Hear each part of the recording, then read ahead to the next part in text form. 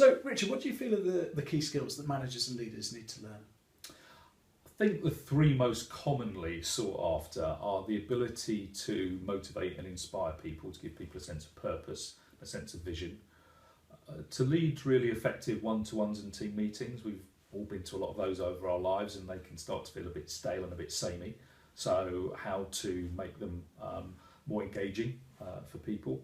And thirdly, how to lead challenging situations, and there are various definitions of challenging, but I guess any conversation which you might find difficult or awkward, maybe critical of performance, something like that, people often find that a bit of a challenge.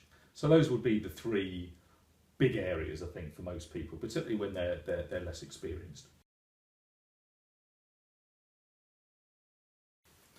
And what are the challenges that people find when they want to learn these skills? I think firstly time. It's a pressurised world that most people work in. Yeah. So finding an opportunity to get a bit of headspace to think these things through can be difficult. Who, as a leader or manager, are your mentors? Typically people are invited into positions where they're going to achieve success through leading others, through their technical acumen, their ability to do the job they were in before. Yeah. They don't always get a lot of help and support in terms of developing the skills that are needed to be a successful leader or manager. And I think the other one is desire. It's quite tempting just to keep replicating what you were good at before, what's in your comfort zone.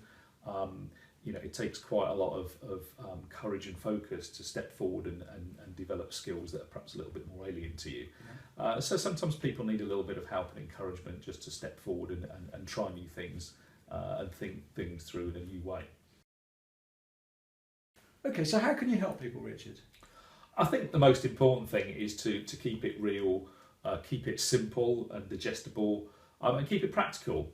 I think at the end of the day, people want to walk away with some ideas that they can implement very quickly and very readily, and that don't take days and days of attending workshops to embed.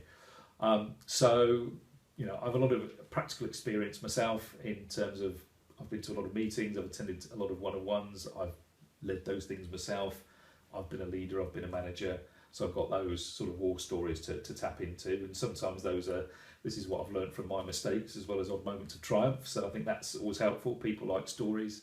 And finally, I think because I've been doing this for a while now, in a variety of different situations and contexts with a variety of different organisations, I have kind of got a back catalogue of material that's proven and does work.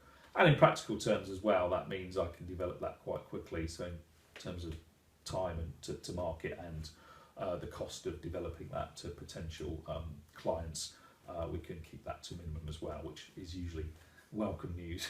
Yeah, absolutely. So Richard, how would someone engage with you if they wanted to move forward? If they wanted to get in touch, give me a ring. There's my LinkedIn page, there's the website, whatever's most convenient. What I generally do then is have a conversation around what are the specific objectives, learning objectives that they want to address. Have a conversation about what the medium might be, how that might work, and then take it from there. So love to hear from people if they think I am someone who could help their business move forward.